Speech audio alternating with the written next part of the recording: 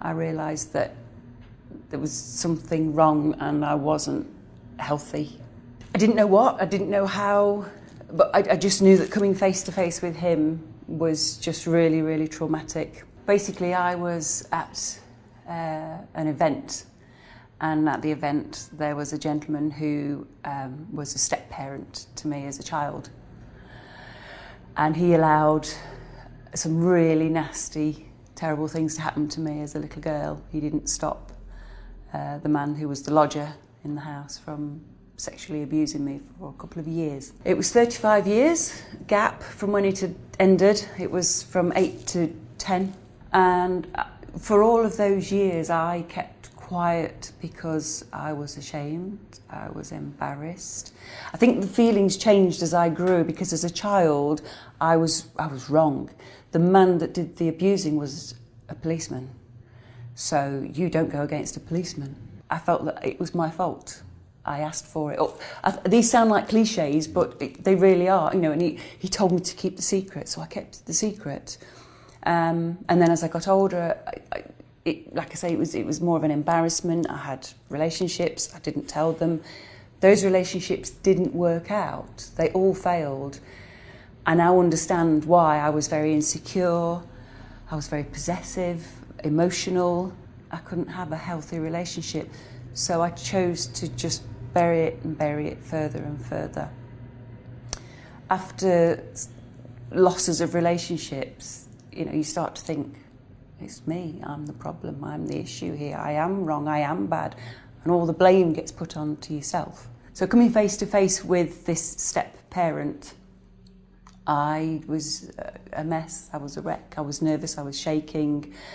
I'd got it in my head that I was going to confront him and ask him why he hadn't protected me as a child.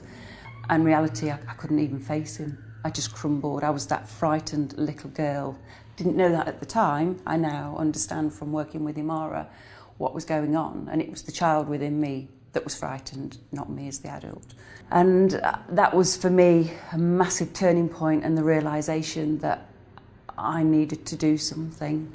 About a week later, I walked into a police station in West Bridgford, and I just walked in and said, I need some help, I need to talk to somebody right now.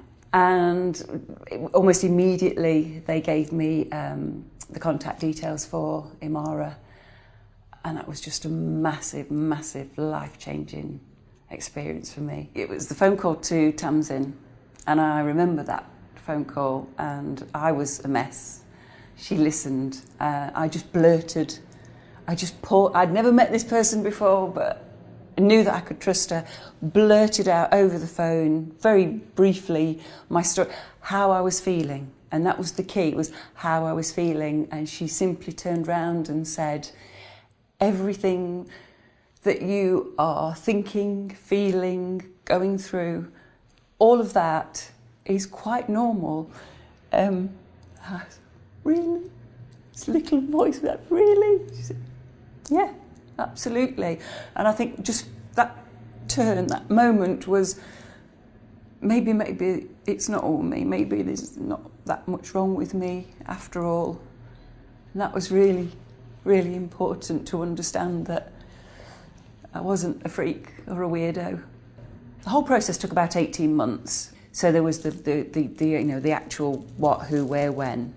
That was obviously the ugliest part of it. We had a week trial. Tamsin was at the side of me, literally holding my hand.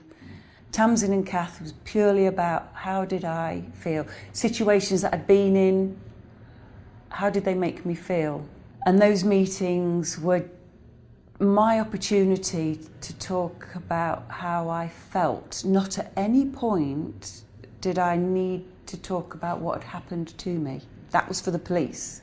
They needed to know all of that. To be able to just relay it all was liberating. And I would say to anybody, if you can just find an ounce of strength to reach out and speak to somebody, just talk to somebody, because you're not on your own, you're not alone, you're not wrong, you're not bad, it's not your fault. You're the victim here, you didn't do anything wrong. You know, if you feel that you can pick up the phone to these guys at Imara. They're amazing, they're incredible, they'll listen to you, they'll treat you with care,